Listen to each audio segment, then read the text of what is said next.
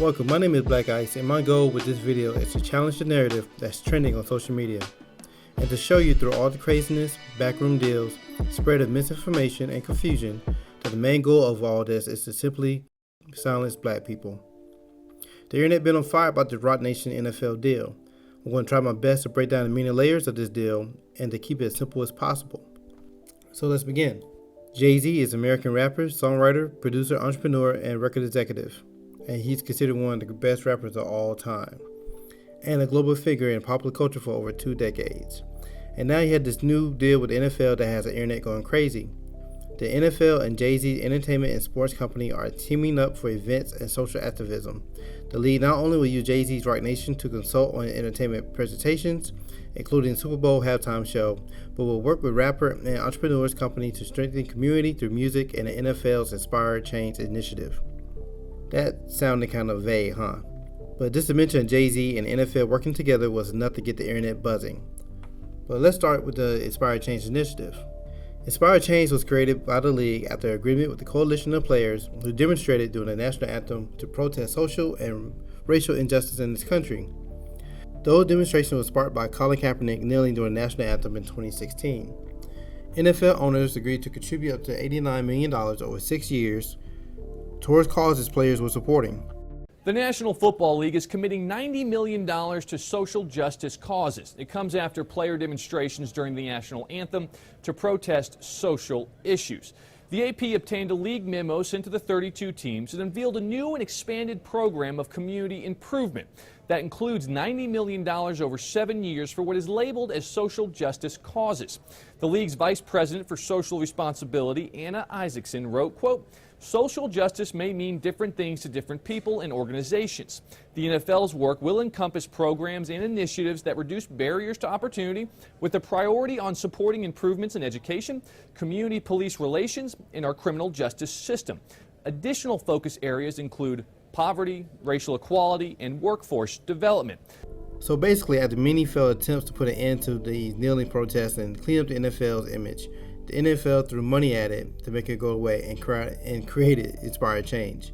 Mind you, they're not really spending additional money. Money is already set aside every year to give to nonprofit organizations. They just simply shifting the money around. Okay, but so in a broader context, we're talking about the JD side of things and everything. How you feel about Jay partnering with the NFL? Is this consistent with what you were saying before? I don't feel nothing, bro. I'm not getting that. Bottom line is, I don't even know what the deal is, bro. It sounds like he took a job, and they made an announcement and it backfired. That's what it sounds like to me. I don't know what the deal is. Like, it's the NFL putting out. What's the deal? The deal is just that he's working with the NFL. What is that? Be very specific. What is the deal? I mean, he's partnering with the NFL to help produce it or whatever. See, you're doing this. Yeah. What is the deal? I don't know. It's optics that we So don't know. why are we talking about shit we don't know? Right. Well, it seems like everybody's talking about it. But it's that's the facade. We don't even know what the deal is, and everybody's talking about it. Well, we don't know what the deal might turn into, Bro, but it's safe for us to assume that we want to guess at what it's going to be, right? When you make an announcement about a deal, there's specifics about it. Give me some specifics.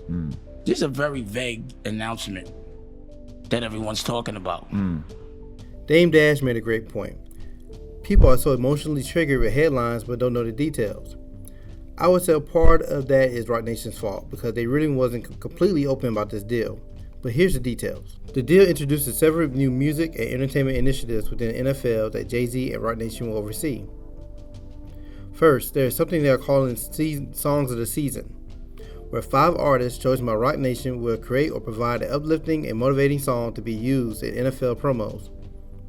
The songs will be available on streaming services and will accumulate at the Pro Bowl where all the artists will gather to perform. There are also a launch of content onto all music streaming services called Beyond the Field, which will serve as the official NFL platform to work with artists, teams, and players to create the richness of football culture nationwide. Examples that were given of what this might possibly entail were player and artist podcasts, official NFL playlists, archival footage, and sideline audio. Then, of course, there's a Super Bowl halftime show, which Jay-Z and Roc Nation will now curate and co-produce. There will also be a live visual album of the performance released. But that's just one half of the deal. The other half of the partnership pertains to social justice. All of the proceeds from the visual album and for the songs of the season tracks will go towards the NFL's already existing Inspired Change initiative. Each artist will be able to choose which program they like to support, and they will host a community event in a city of their choosing and will be featured in Inspired Change documentary. So the NFL is basically paying themselves through the Inspired Change initiative to make over their bad guy image and, most importantly, pacify and silence black people. I smell tax deductions galore, but it gave it more interesting. Because just 8 months ago, it was reported that Jay-Z was boycotting the halftime show in support of Kaepernick, who had been unable to find a job in the NFL for the past 2 years after inspiring the league's social justice initiative. But during that whole time, he was already making deals with the NFL, and to our knowledge, Colin didn't know anything about it. So basically, the league is pissed that they had to create all these social justice programs to quiet down the noise from Kaepernick's protests. If anything, the NFL should have been embracing Kaepernick and listening to his help and input on these new initiatives. But as we all know, that wasn't the case. Instead, they brought in Jay-Z. I have every reason to question the motives of the NFL owners. You are talking about a group of men who believe things about black people, who believe things about the people that they own, and to them, it's no. If I can own black men, I can rent one. There's no difference for them. Their motives have never, ever been in question. They know what it is. I want you to be silent. When they have black people, what they want from you is obedience and silence.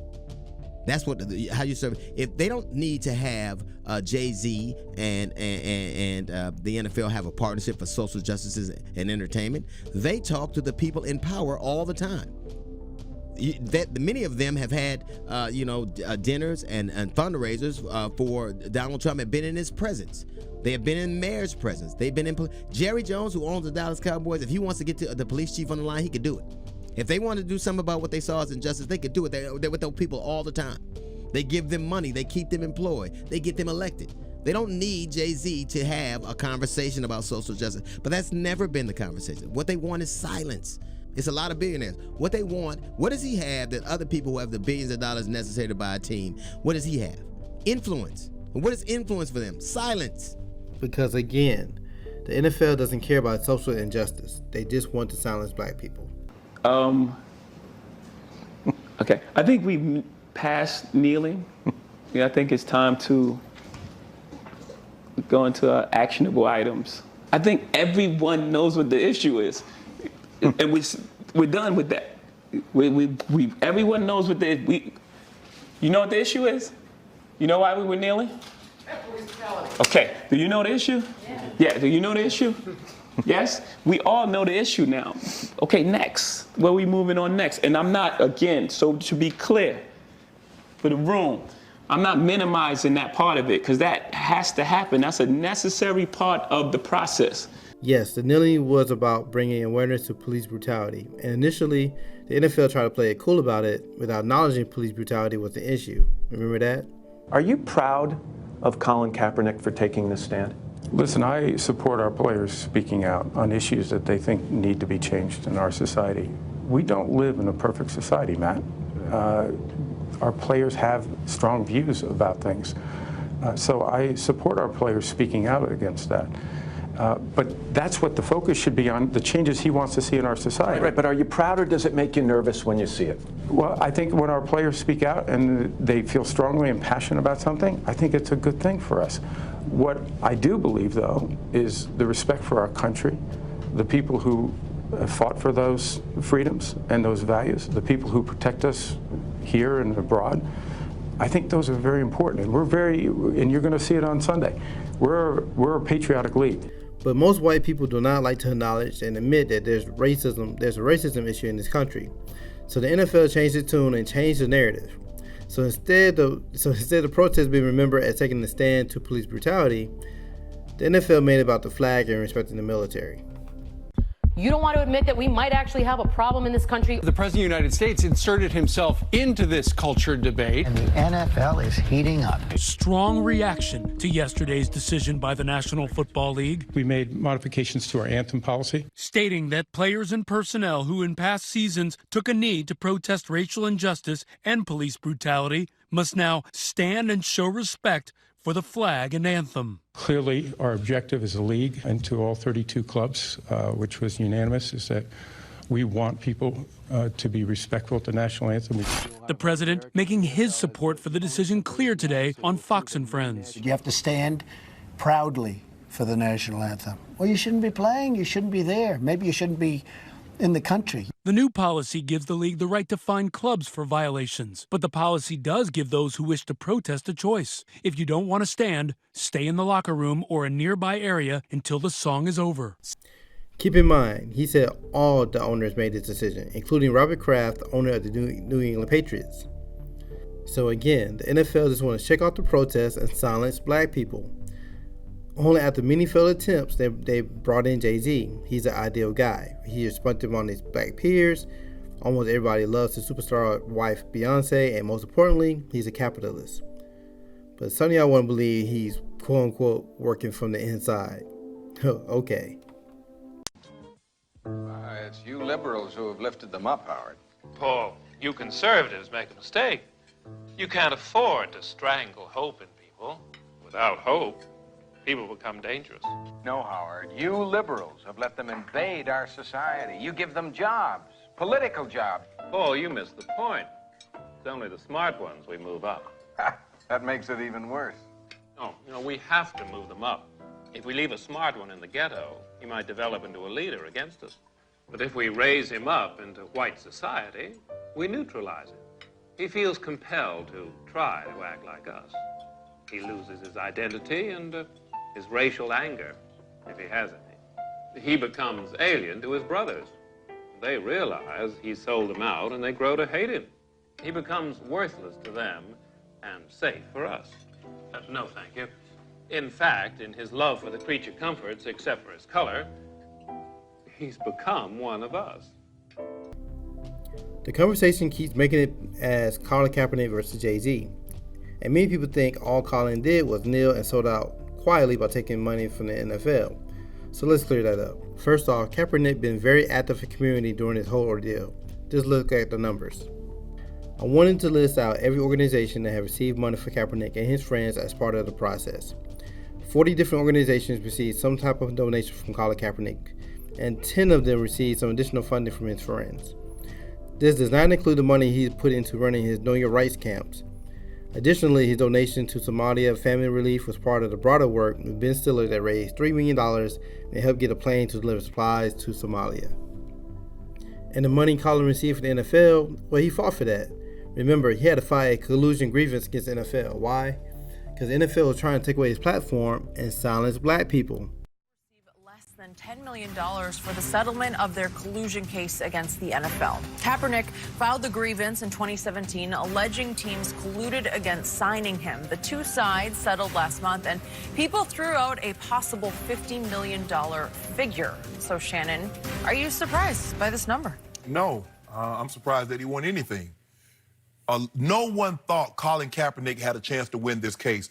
I saw some of the greatest lawyers that specialize in collusion cases says unless he has a smoking gun, unless he has documentation, there's no way he can win. So the mere fact that he got anything out of this deal, Skip, is more than most people thought that he would. Now it's being framed when no one thought he could get anything, that he lost, that he got $10 million or less. How? Again, framed by whom? I mean, the Wall Street. That's the only reason they put this out, Skip, because it was reported. Some people say 50 million, some people say 80 million. Now less than 10 million. It comes across like Colin lost. How do you lose when people say you don't have a chance to begin with? 10 million is more than he started with. Whether it's 10 million, whether it's $5. It's more than what the USFL got when they said the NFL colluded to keep them out of it, Skip. Do you know how hard collusion is to prove, Skip? Unless you got documentation. Unless you can prove Jerry Jones called Bob Kraft, who called the Mariners and said, we are not signing Colin Kaepernick. Unless there was a memo. Exactly. Unless you got someone that was privy to those conversations that can go on record and says, this is what was said. He had none of that. And he won $10 million. Now it's being framed that he lost. Skip, this was really never about the money anyway. Colin Kaepernick took a stand because of the violence, what he saw going on against unarmed black men and women in America. Okay. African American, black men and women. No doubt. That's what this was about. Sure. So now it's like, oh, the money. Okay, even if he got $10 million. When someone asked, why did NFL settle for Colin Kaepernick for $10 million? What was this about? He filed a grievance. Okay, what was the grievance about?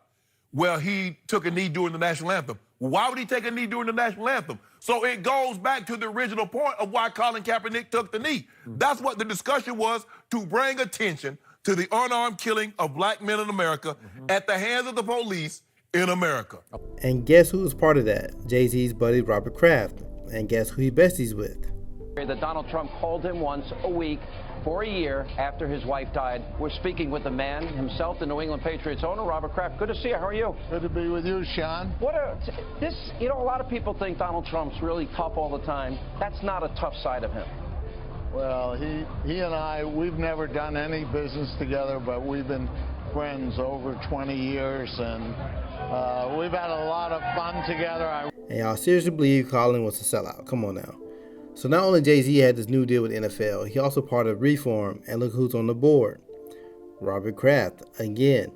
Interesting that this whole alliance is about prison reform. Let's take a quick look at Robert Kraft's bestie on prisons. Please listen to this. In today's money, power, politics, private prisons, they are cashing in on President Trump's get tough policies at the border. Since 1997, the Federal Bureau of Prisons has paid private companies to build and operate prisons to ease capacity at government-run facilities. The share of federal prisoners nationwide held in private prisons has surged from just 3% in the late 90s to more than 20% today. The biggest factor fueling growth is, you guessed it, immigration detention centers. Who are these companies? CoreCivic, also known as CCA Management and Training Corporation, known as MTC, and the GEO Group are three of the biggest players in the private prison business. Together, they operate some 14 federal facilities nationwide, providing 27,000 beds for federal inmates, and that is growing. That growth was under threat when the Obama administration attempted to phase out all contracts with private prisons. The big three players decided to take action, and they spent big on the 2016 campaign. Guess how? GEO donated $1.1 million to Republican candidates and political action committees. CoreCivic spent another $1.1 million on lobbying efforts, and MTC spent nearly $500,000 to do the same. And those efforts, they certainly paid off. When President Trump reversed the phase-out decision early in his administration, that is despite a 2014 lawsuit accusing GEO of forcing immigration detainees to work for little or no pay by threatening them with solitary confinement. Sounds like slavery, doesn't it? Critics say the private prison business model encourages cost-cutting and even slavery to boost its bottom line profits. And guess what? It's working. Since President Trump's election, shares for GEO have shot up 25%, while CoreCivic stock is 12% higher. MTC is not publicly traded, but its revenues are said to be robust. I want to point. I'm not going to say everything Jay-Z has done is evil and selfish. He has done plenty of good in the community as well. Let's take a look. He paid for the funerals of black homicide victims. He gave millions of dollars in full ride college scholarships to black students. He bailed out black fathers out of jail so they can be with their families on Father's Day. He covered legal fees for 21 Savage to be released from ICE. Paid millions in legal fees for Meek Mill, allowing Meek to provide for his family and to support his community. Created the Reform Alliance with aims to advance criminal justice reform and to eliminate outdated laws that result in extreme sentences for black males. And the list goes on. I want to go even deeper of how the NFL inspired change, reform, to the new label partnership between Meek Mill and Roc Nation all woven together, but I think I went deep enough. Again, my goal with this video is to challenge the narrative that's trending on social media. Ultimately, I want you to come to your own conclusion. So thank you for watching. Like, subscribe, hit the bell for notifications. I want to hear your thoughts, whether you agree with me or not. I'm open for discussion. Love it or hate it, let me know. Also, while I have your attention, I'm currently running a GoFundMe campaign to make care packages specifically for black college students in need. Hey, my name is Black Ice, and I'm a photographer, writer, filmmaker in the Atlanta area. I'm raising money to create tap boxes, student assist packages, care packages for black college students in need. Back when I was a college student, I remember the struggle. Living in the dorms, working hard, studying late at night on an empty stomach, it was rough. But fortunately, from time to time, I had family and friends surprise me with like the little care package. I had a little food, toiletries that I needed, and it may not seem a lot to them, but for me, it was a lifesaver.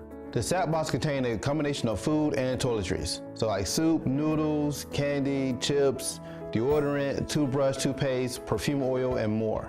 I came up with this concept about a year ago. My friends and I will put money together in a pot to create these care packages specifically for young black college students in need. Now with your help, we want to do it on a bigger level. My initial goal is to provide boxes for at least 50 young black college students. As we raise more money, I'd love to reach as many as 500 in one school year. Most of us know how expensive it is to go to college, especially for young black Americans. So I decided to give back. Y'all see the times that we live in. Our young people go through so much in pursuit of a better life. And I just want to encourage them and let them know that somebody cares. These young black college students are the future. We have to protect them and support them in any way that we can. Because if we don't look after our own, who will? A few dollars can go a long way. Let's start investing in our future. Thank you.